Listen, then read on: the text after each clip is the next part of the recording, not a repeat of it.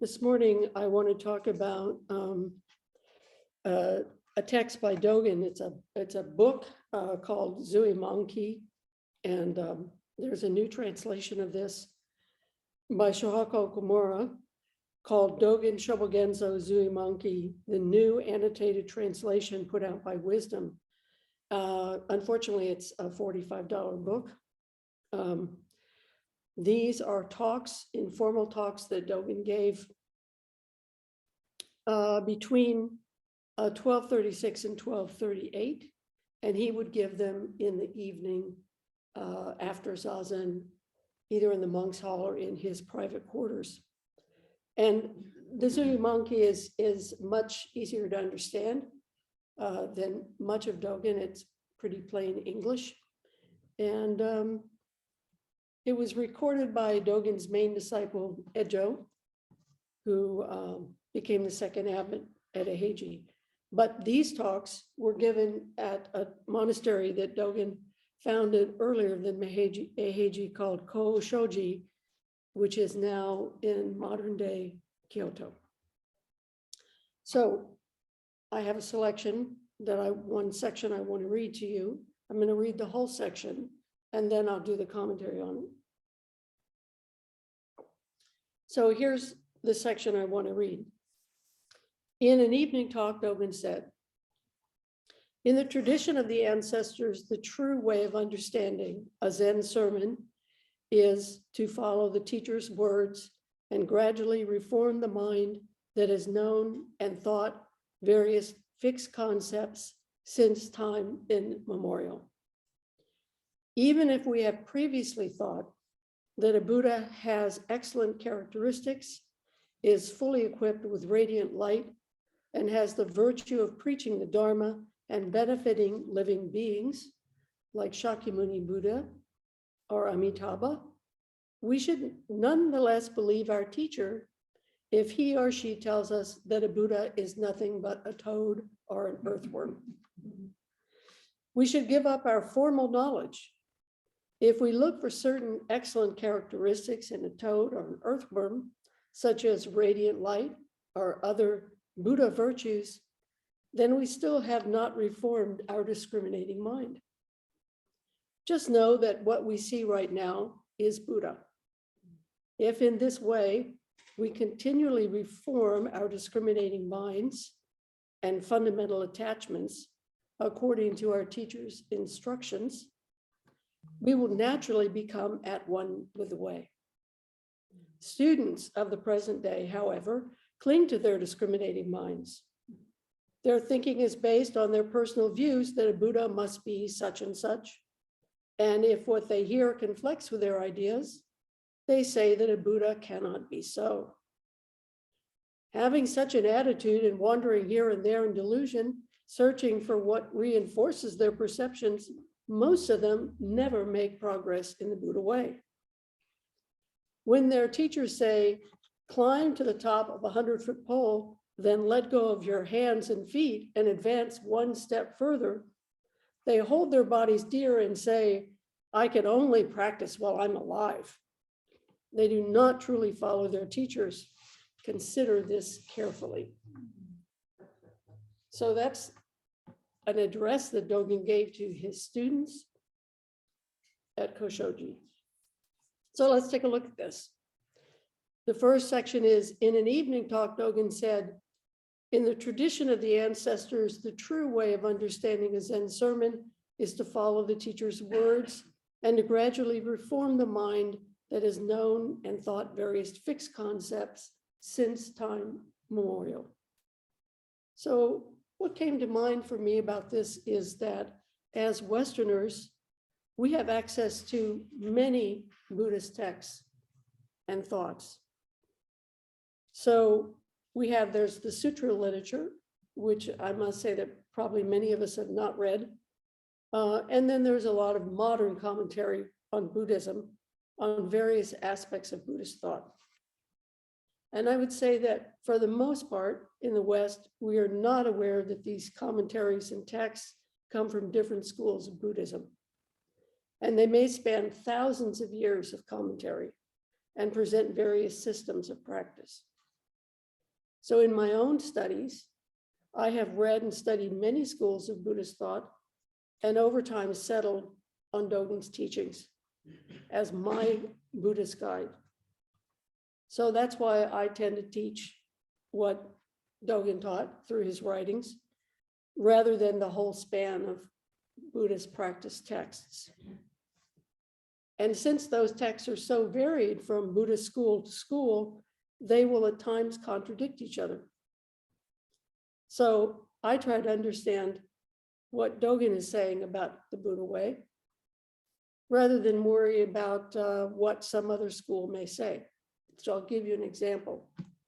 In many schools of Buddhism, Buddha nature has to be acquired over lifetime, after lifetime. So one is not endowed with Buddha nature.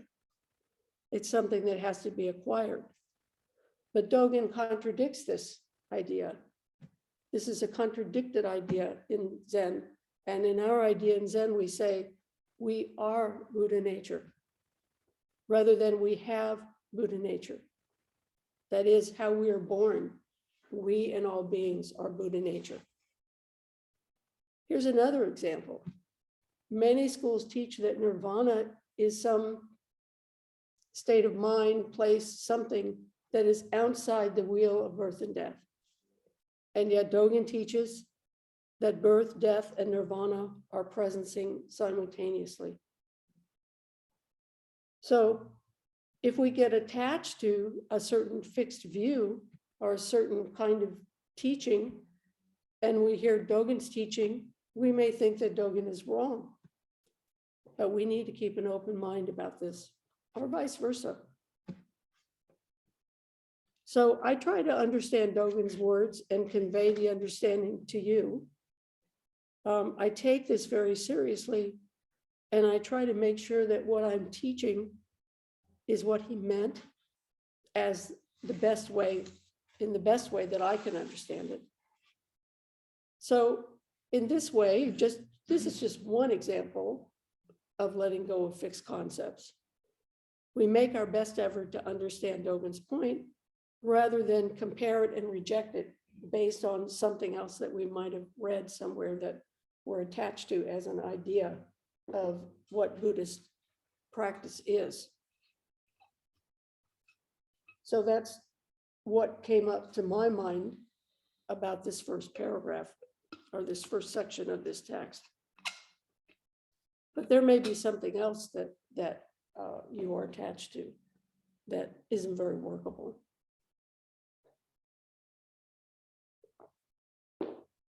When I was teaching Uji at San Francisco Zen Center, not this last class, but for several years, one of the students was always saying to me, Nirvana is unconditioned. Nirvana is unconditioned. But that's not the teaching of Soto Zen. So they were attached to this idea because that is the teaching of many schools of Buddhism. So just throw that out there. Here's the next section. Even if we have previously thought that a Buddha has excellent characteristics, is fully equipped with radiant light, and has the virtue of preaching the Dharma and benefiting living beings, like Shakyamuni Buddha or Amitabha Buddha, we should nonetheless believe our teacher if they tell us that a Buddha is nothing but a toad or an earthworm. We should give up our former knowledge. All right, so here's an example that Dogen's offering. In his case, this is the example about toads and earthworms being Buddha. This is the example of not holding fixed views. So, you know, in some schools of Buddhism, earthworms and toads are absolutely not Buddhas. And they cannot become Buddhas until they are reborn into the human form. And after many lifetimes acquire this nature of the Buddha. So if you're listening to Dogen and you have this fixed view about earthworms and toads, then you're going to want to reject what he's saying. You're going to say, well, wait a minute, earthworms and toads can't be Buddhas. But actually, in our school, earthworms, toads, tiles, walls, rocks, cups, people, chairs, pets, etc., all are sentient beings. And that's another thing that we usually categorize. But in Chan, everything is sentient. So if an earthworm is sentient, then an earthworm also is Buddha nature. All beings are Buddha nature. Thus, an earthworm is a Buddha. A toad is a Buddha. This is our teaching. So Dogen says, if your teacher tells you that an earthworm or a toad is Buddha, then you should believe your teacher. You should drop your fixed ideas about this. I would say it should become a koan for you if you hear some teaching that seems contrary to your understanding. You should ask your teacher about it. Be open-minded about it. Explore it as a koan. And in this case, what does it mean that a toad is Buddha? What does it mean that an earthworm is Buddha? How, does an earthworm have radiant light? How does an earthworm benefit all living beings?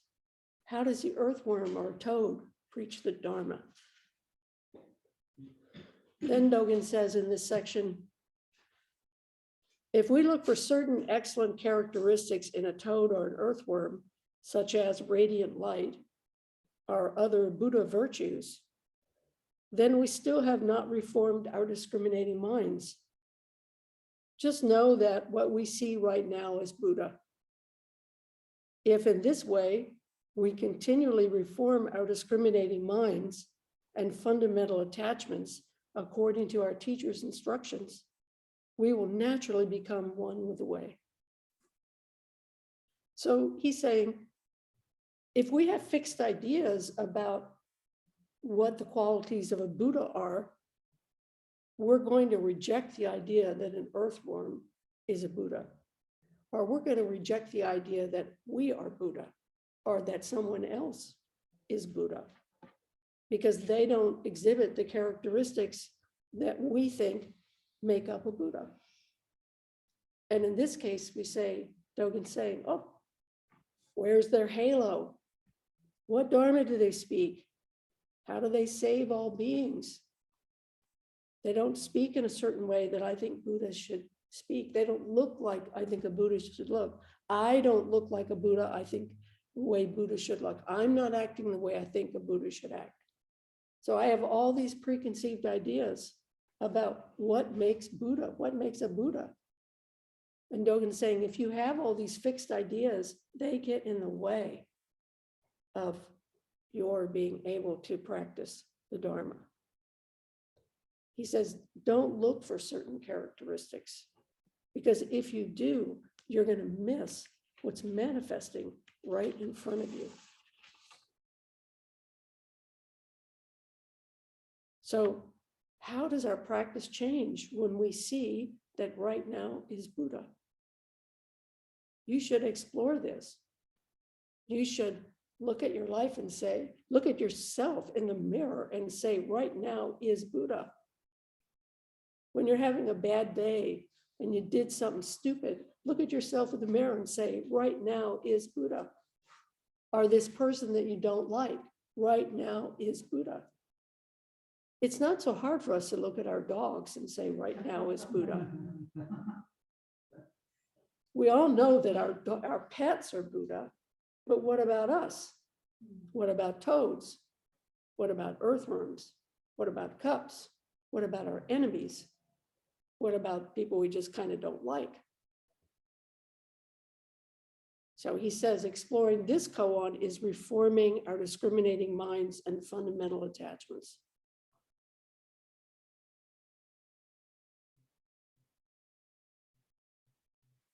The next section is Students of the present day, however, cling to their discriminating minds.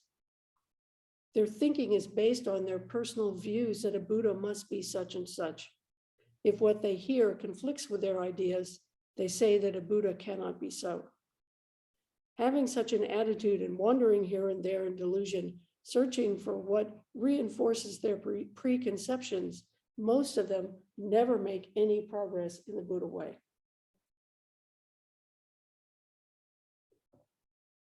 You know, I would say as Americans, we are really good at clinging to our preconceived ideas.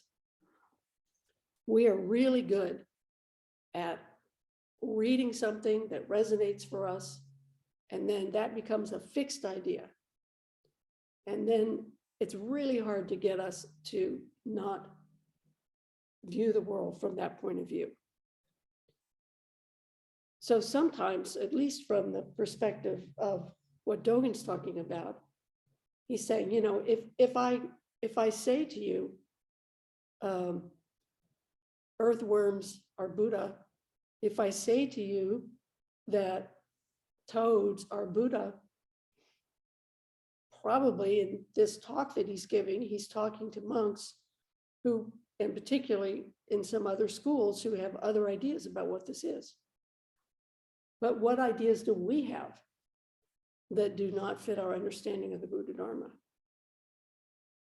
Probably we're not so concerned about the doctrine of whether or not toads are Buddha nature. But it is an interesting question, because we may not be so concerned about toads and earthworms, but we're very quick to decide that other people are not Buddhists, or that we are not Buddhists. So we cling to our ideas based on these fixed views. And that's when we go astray from this. We get very judgmental and make a lot of discriminating ideas. We have a lot of discriminating ideas. So we have to question what Dogen's calling our personal views about everything, not just the qualities we might think make a Buddha. So I think, you know, if we're suffering, if we are telling ourselves a story about the nature of our experience, and that story is creating suffering, that story is creating anger, that story is creating greed, whatever those unhelpful emotions are, that I'm right and that other person is wrong. I'm angry about that. I want to punish this person. I want to change this, and it doesn't matter how I do it. Then we need to wake up to this and say, this is this kind of discriminative thinking that Dogen's talking about. This is clinging to our ideas based on a fixed view. So we need to question that view. If we look at someone and we think that they are this or that, or the critical mind, can we change our judgmental mind? Can we see them as Buddha? Can we catch ourselves in that moment and recognize this critical mind that is not helpful, this critical mind that's creating suffering in ourselves, and by extension, creates suffering to others? How do we cultivate gratitude for what we do not understand? How do we find this generosity? How do we see that all beings are Buddha nature, and therefore all beings manifest or can manifest Buddhahood?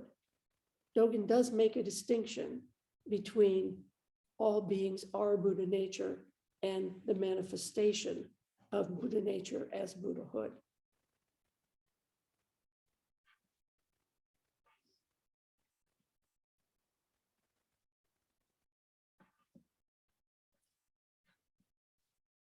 So the next section here is, when their teachers say, climb to the top of a 100-foot pole, then let go of your hands and feet and advance one step further. They hold their body dear and say, well, I can only practice while I'm alive. They do not truly follow their teachers. consider this carefully. So this story about climbing the 100-foot pole is from a Chan teacher. And his name is Changsha Jingshen.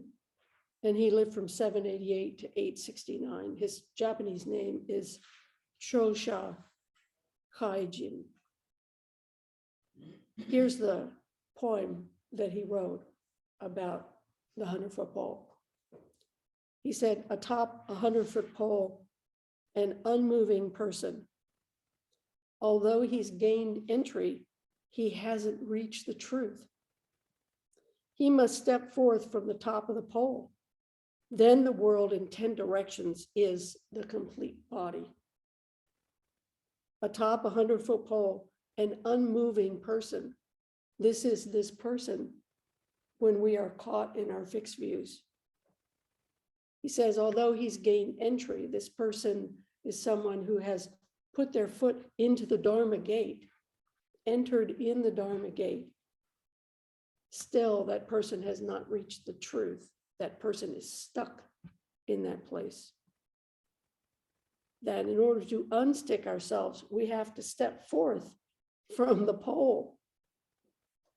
And when we do that, we look down and we go, oh my God, that's a 100-foot pole. I don't want to step off that pole.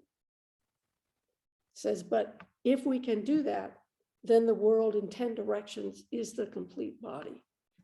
We become the world in the 10 directions, the complete body of the Buddha Dharma.